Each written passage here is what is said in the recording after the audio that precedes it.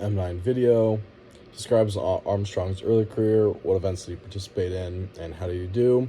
He was from Plano. He was a one-day racer, and he just kind of started out to make some money and then went off to kind of plan to go and find something else he wanted to do. However, he was really good at it, so he kept doing it. Describe his bout with cancer, how close to death was he, and how this affect his competitive mentality. He started out with testicular cancer, spread to his stomach and lungs. He only had a 40% chance of survival. And he kind of viewed losing the tour like death, and you could say he had the mentality of if he lost, he would die. And if he won, that he would be cancer. And some explain the legend or the myth of Lance Armstrong as it existed to the height of his career in the 90s. What was the story? Why did people find it so appealing? A cancer survivor wins a Tour de France with literally all the odds against him. Yet he was able to win one of the most challenging and rigorous sports competitions in the world. And he was kind of an underdog win too, so he came out of nowhere and kind of won it. And it made him have a really appealing, incredible story. What were some of the methods used to dope during the tour?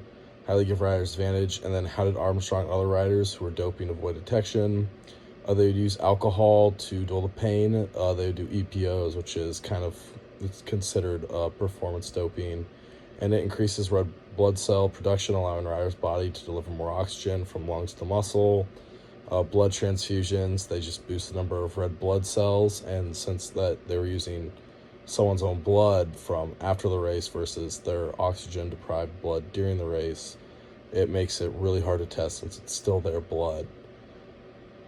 And most of them are really hard to test for, and as drugs are getting bigger and bigger, it's getting easier and easier.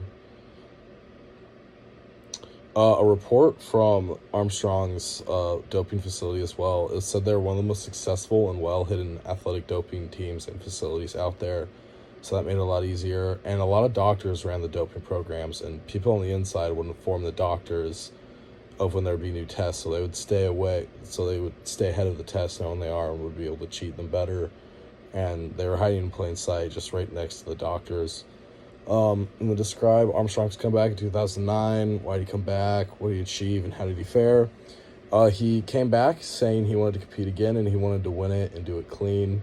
And he knew the risk, kind of with opening it up due to past questions and things, and he kind of was told, and he said he did it as he was trying to prove to others and himself that it didn't matter that he had been a doper in the past, and he finished in third. Why do you think Armstrong finally decided to come clean?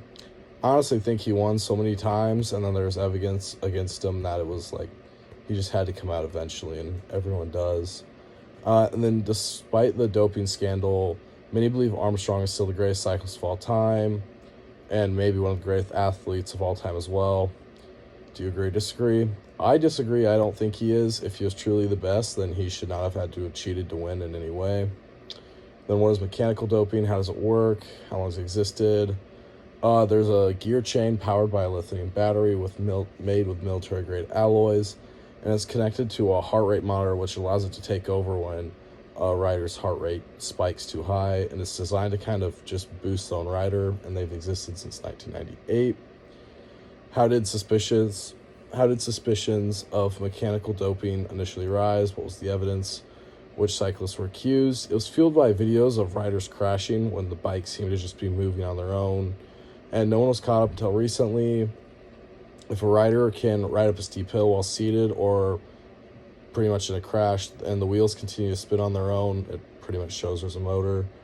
And then Furky van de Dreisich has been only to this day been the only person caught.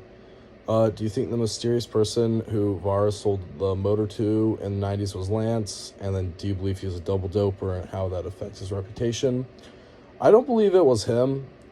I mean, if he had to use a motor, he would have never have been so into the doping things in general. And he apparently really led that entire team and told them what drugs they were taking and all that stuff.